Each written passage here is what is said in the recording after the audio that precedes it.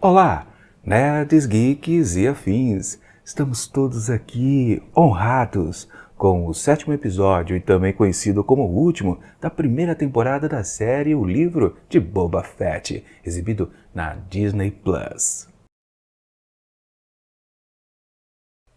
Pois bem, pessoal, chegamos então ao final aqui desta primeira temporada da série e digamos que oferecendo pra gente praticamente tudo que a gente gosta nesta franquia de Star Wars. Ou seja, tiro, porrada e bomba com grande frequência, sim, numa boa intensidade. Mas, claro, como eu sou um cara muito chato, né, eu preciso dizer, eu não gostei do episódio o tempo todo.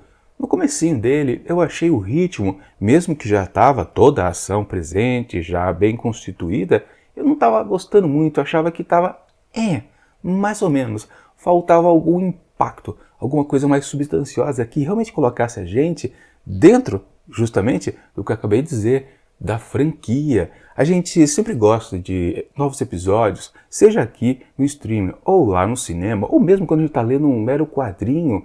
A gente sempre gosta do novo produto oferecido pra gente quando ele consegue se associar ao que a gente gosta realmente da Star Wars, que é fazer aquele alinhavo de situações e uso de personagens, que na verdade é o mesmo processo que acontece lá com a Marvel, com os seus produtos. A gente sempre está consumindo algo novo, mas querendo encontrar algo que a gente já conhece, que são velhos conhecidos.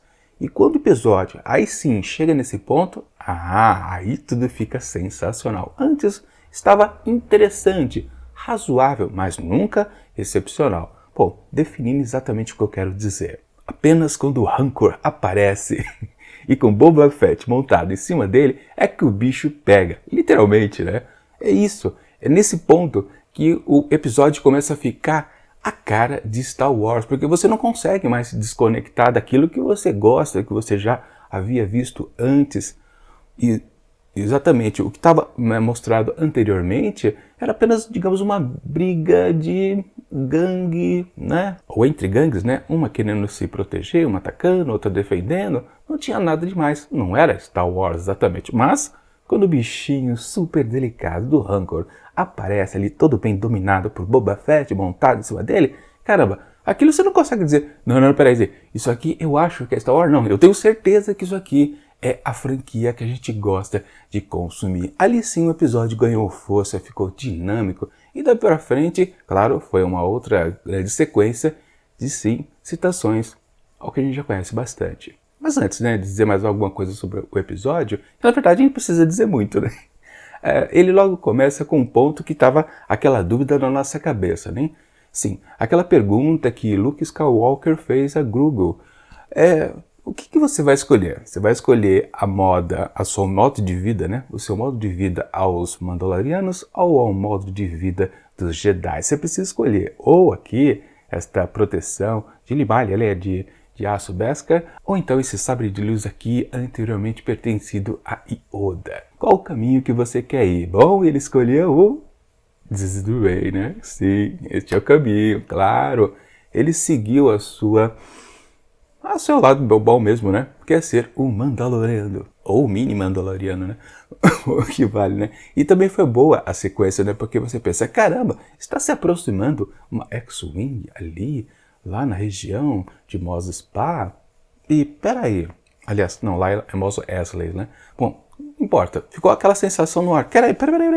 Vai participar da briga o Luke?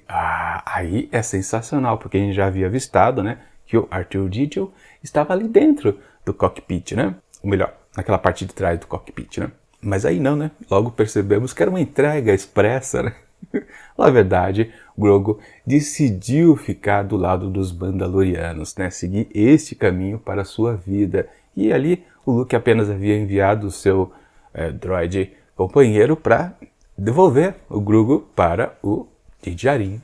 E é curioso como ele é esquecido, né, do episódio durante vários e vários minutos, né, ele só aparece bem lá, quase no finalzinho, aí já atuando, claro, com aquelas características que também já gosta dele, obviamente. Porque foi exatamente isso que fez o episódio dar aquela esfriada. Teve essa boa abertura com o Grogu, mas depois o que estava mais se conectando ao Star Wars? Não estava, para falar a verdade, né? Pelo menos o lado positivo disso tudo.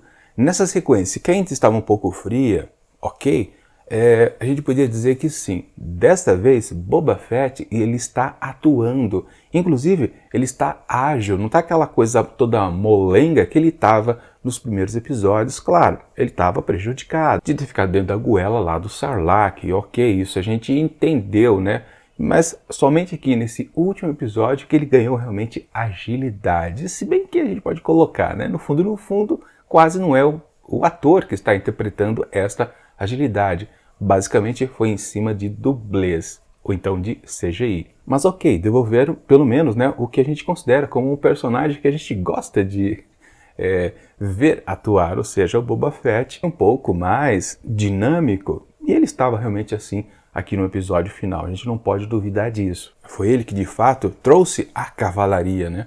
Porque quando veio o pessoal lá do Code Vein, lá no momento também típico de cavalaria, né? Quando tudo está perdido, quem poderá nos salvar? E não é o Chapolin Colorado.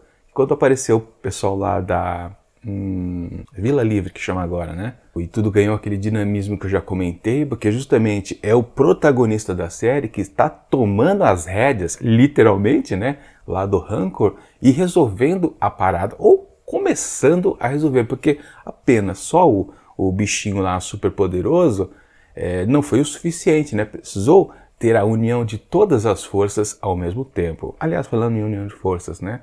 Foi curioso também, uma boa surpresa, na verdade, todas aquelas 3 gangues de espécies que estão lá em Mos Espa traindo o Boba Fett. Na verdade, eles nunca deixaram de se aliar justamente ao Sindicato Pike. E foi curioso, né? Porque o Boba, ele conseguiu meio que, ou pensava que tinha conseguido, né, dobrar justamente todos eles, com a ameaça, né, de jogar eles como petiscos para o Rancor, né? Não tava todo mundo enganando ele, mas depois foi o próprio Rancor, né, que fez a solução de tudo aquilo. Bom, claro, tivemos algumas baixas lá daquela molecada dos mods, mas literalmente quem se importa com eles e suas motinhos coloridas? Não, ninguém se importa realmente, para falar a verdade, né? Vamos ser bem sinceros, né? Podia morrer todos, né? Acho que morreram 2, depois mais 2, eu acho, por aí, né? Mas não morreram os principais, né? Aqueles 2 personagens que têm falas, né? Ficaram vivos. Os outros que eram apenas figuração, rodaram, mas sobraram alguns ainda, né? Porque antes parecia que eram apenas 4, né? Porque eram 4 motinhas coloridas, mas agora apareceu um monte agora, não sei de onde. Mas enfim, não importa. Bom, também foi legal lá aquele assistente do prefeito, né?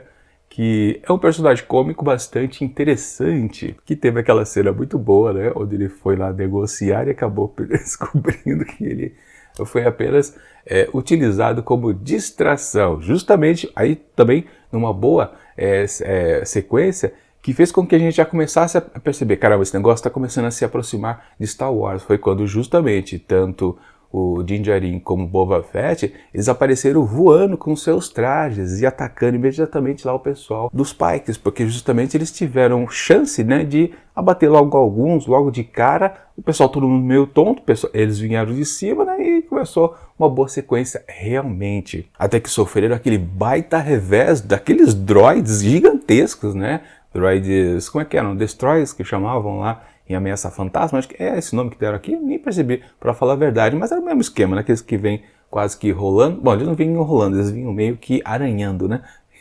Mas tinham, da mesma forma, aquele campo de força bem forte, mesmo a estrutura deles eram bem resistente, ou seja, era completamente difícil de acabar com tudo aquilo, ainda mais eram 2, né? E realmente eles colocariam a cidade abaixo de maneira muito fácil. E foi muito perrengue realmente para passar por aqueles escudos, né? Principalmente lá daquele primeiro, que levou aquelas porradas das garras do Rancor, como também, né, o ataque lá do Sabre Negro, mais um monte de tiro para lá e para cá, até que ele ficou um pouquinho enfraquecido e o Din Djarin conseguiu, né, entrar suavemente pelo campo de proteção. E aí começar a desmembrar o bichão, mas não foi o suficiente, e aí entrou, claro, na parada o Grogu, que salvou, né, a situação. Ou seja, tudo realmente foi bacana porque era uma união de forças. Sem essa união, nunca daria nada certo este revide lá ao Sindicato Pike, né? Mas tudo isso a gente curtiu bastante porque foi pura ação o tempo todo, né? Típico, né, quando a gente vê o final dos filmes lá no cinema. Sempre tem aquela sequência que não tem fôlego nenhum. Claro, uma piadinha aqui e acolá, mas era exatamente o que a gente encontrou aqui na parte final do episódio, sem respiro pra gente. Mas vamos combinar, né? O texto em si, o roteiro, ele só se baseia num clímax, né? Na batalha final e tão somente isso. Mas não dá para reclamar porque é exatamente isso que a gente quer mais, no final das contas, principalmente num final de temporada ou lá no cinema, no final do filme. Ou seja, é só isso, mas é tudo que a gente gosta no fundo.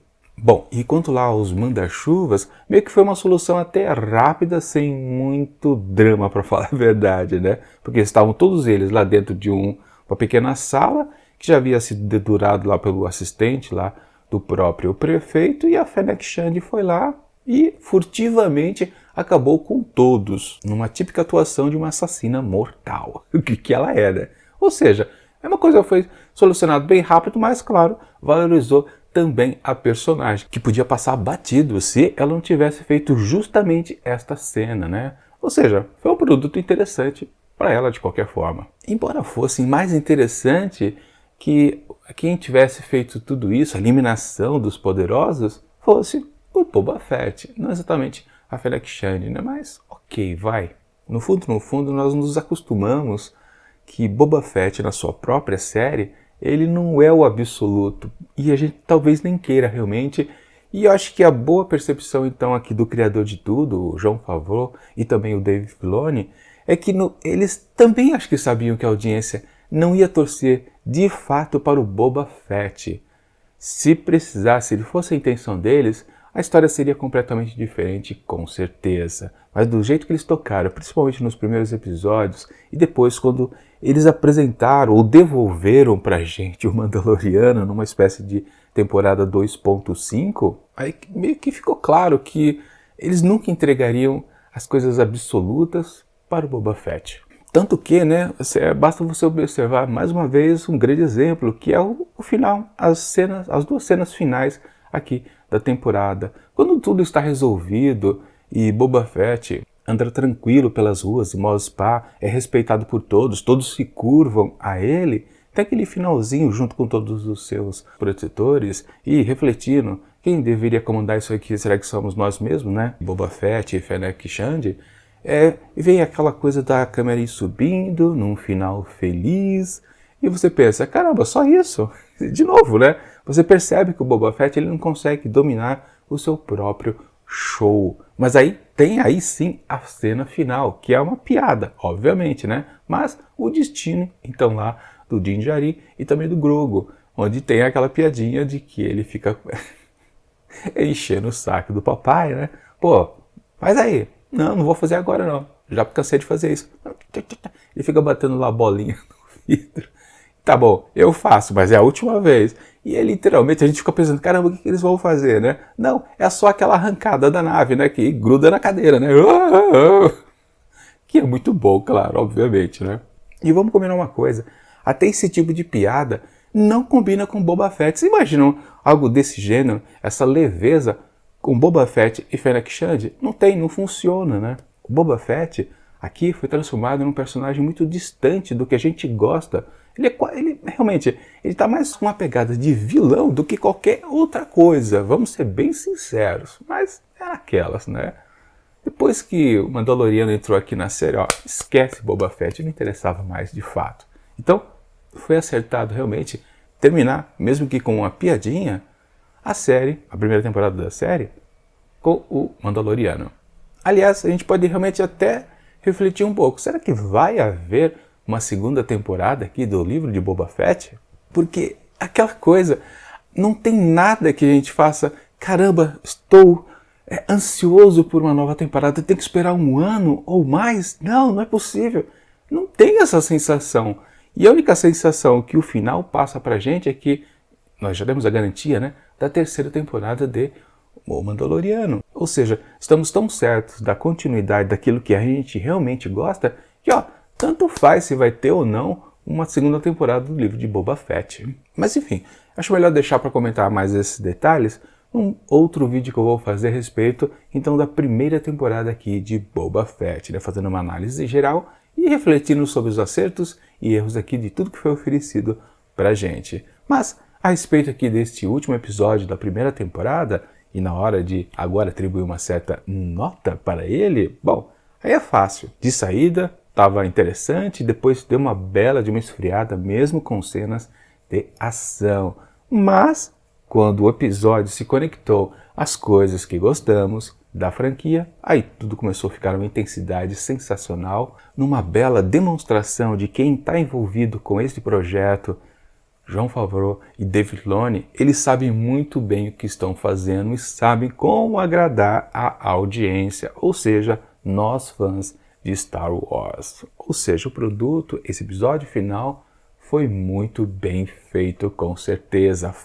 É tão bom o final que faz a gente esquecer que ali, do começo até perto ali do miolo, estava um pouquinho frio, de tanto que ainda se apegava apenas ao protagonista dessa série. Enfim, o episódio funcionou como um todo, e por isso, para ele, eu atribuo, claro, a nota máxima, 5 asteriscos. E agora só resta esperar a próxima temporada, não do livro de Boba Fett, mas de The Mandalorian.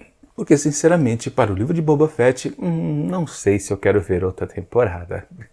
Tem que ser uma ideia genial, com que ele realmente ganhe muito vigor. Porque do jeito que ele foi apresentado aqui, ó, realmente não precisa. Pode deixar quieto, tá? Prefiro ver Ahsoka Tano, que com certeza vai ser sensacional, Kenobi. Ou então, já que a cena pós-crédito determinou pra gente, sim, teremos que talvez um derivado lá do Code Vault. Porque ele está vivo, ele está lá na câmera de Bafta, né? E ganhando alguns implantes cibernéticos.